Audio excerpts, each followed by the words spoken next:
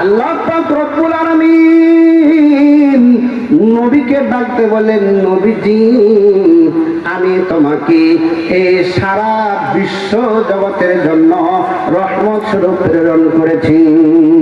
আমার বন্ধুগণ, আমার সূরা ফাতিহার মধ্যে পড়ি আলহামদুলিল্লাহি রাব্বিল আলামিন।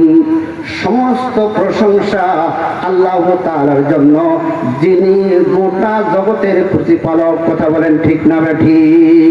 এই আয়াতের মধ্যে আল্লাহ পাক রব্বুল আলামিন নবীকে উল্লেখ করে বলতেছেন, নবীজি আমি তোমাকে সারা জগতের জন্য রহমত স্বরূপ প্রেরণ করেছি। বলেন সুবহানাল্লাহ।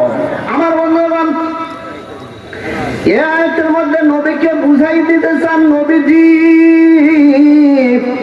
আমার সীমানা যত দূর, তোমার নবুয়তের নবুয়তি তত দূর। বলেন সুবহানাল্লাহ। ও নবীজি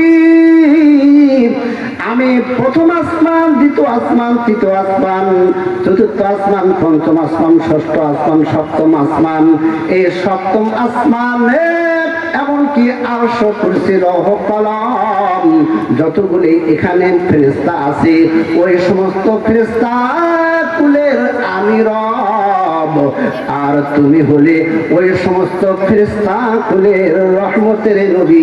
বলেন সুবহানাল্লাহ।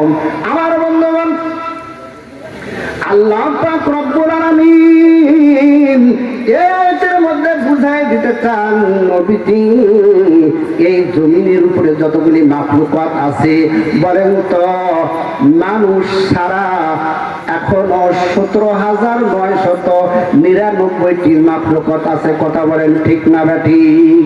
আমার বন্ধুগণ, আল্লাহর নবীকে বুঝাই দিতে চান, নবীজি কিয়ামত পর্যন্ত যতগুলি মানুষ আসবে, যতগুলি শ্রীগাল আসবে, যতগুলি বাঘ আসবে, যতগুলি হাতি আসবে, যতগুলি প্রাণী আসবে, নবীজি ওই সমস্ত প্রাণী কুলের আমি রব, আর তুমি হলে ওই সমস্ত প্রাণী কুলের রহমতের নবী। বলেন সুবহানাল্লাহ।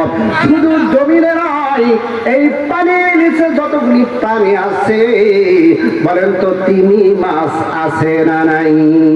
এবার আছে না নাই? আমার বন্ধুগণ, আল্লাহ পাক রব্বুল আলামিন নবীকে বুঝাই দিতে চান, নবীজি এই সাগরের মধ্যে, পানির মধ্যে যতগুলি মাছ আছে, যতগুলি প্রাণী আছে, ওই সমস্ত প্রাণী কুলের আমি রব, আর তুমি হলে ওই সমস্ত প্রাণী কুলের রহমতের নবী। আমার বন্ধুগণ, আমার নবীকে আল্লাহ পাক রব্বুল আলামিন বুঝাই দিতে চান, নবীজি আমি বেহেশতবাসীর রব, আর তুমি হলে ওই সমস্ত বেহেশতবাসীর রহমতের নবী। বলেন সুবহানাল্লাহ।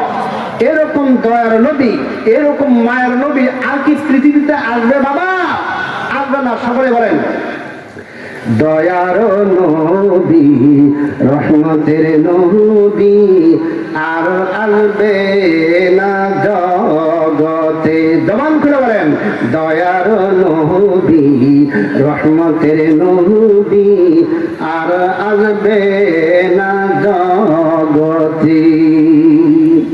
আমার বন্ধুগণ, আমি আপনাদের সামনে যে হাদিসে কারিমা তেলাওয়াত করেছিলাম, আল্লাহর নবী বলেছেন, আন আবি হুরায়রা রাদিয়াল্লাহু তাআলা আনহু قال قال رسول الله صلى الله عليه وسلم كل امتي يدخلون الجنه الا من ابى। হযরত আবু হুরায়রা রাদিয়াল্লাহু তাআলা আনহু থেকে বর্ণিত, তিনি বলেন রাসূলুল্লাহ সাল্লাল্লাহু আলাইহি ওয়াসাল্লাম বলেছেন, কুল্লু উম্মতি ইয়াদখুলুনাল জান্নাতা ইল্লা মান আবা, আমার সমস্ত উম্মত জান্নাতে প্রবেশ করবে। বলেন সুবহানাল্লাহ। আমরা নবীজির উম্মত কিনা? বলেন কারা কারা নবীর উম্মত? দুহাত উঁচা করে দেখান, লিল্লাহি তাকবীর। আল্লাহর নবী বলেছেন কুল্লু উম্মতি ইয়াদখুলুনাল জান্নাহ, আমার সমস্ত উম্মত জান্নাতে জান্নাতে প্রবেশ করবে, বলেন সুবহানাল্লাহ। তারা আমরা সকলেই জান্নাতি, বলেন সুবহানাল্লাহ। সংক্ষেপ করুন বলেছে, আর মাত্র 1 মিনিট। আওয়াজ দেন, কয় মিনিট? 1 মিনিট। আমার বন্ধু, ইল্লা মান আবা, নবীজি বলেছেন কিন্তু তারা নয় যারা আমাকে অস্বীকার করেছে। ইলা ওমান আবা ইয়া রাসূলুল্লাহ, সাহাবায়ে কেরাম রিজওয়ানুল্লাহি আলাইহিম আজমাইন আল্লাহর রাসূলকে আরজ করেন, নবীজি কারা আপনাকে অস্বীকার করেছে? আল্লাহর নবী বলেছেন, মান আতাআনি দাখালাল জান্নাহ, যে ব্যক্তি আমার সুন্নাত মোতাবেক জীবন যাপন করেছে, যে ব্যক্তি আমার আদর্শকে গ্রহণ করে জীবনটাকে বাস্তবায়ন করেছে, তারাই জান্নাতে যাবে। আর যে ব্যক্তি আমাকে আমার সুন্নত মোতাবেক জীবন যাপন চলায় নাই, আমার সুন্নতের বিরোধিতা করেছে, আমি নবীর বিরোধিতা করেছে, তারা জান্নাতে যাইতে পারবে না, তারাই আমাকে অস্বীকার করেছে।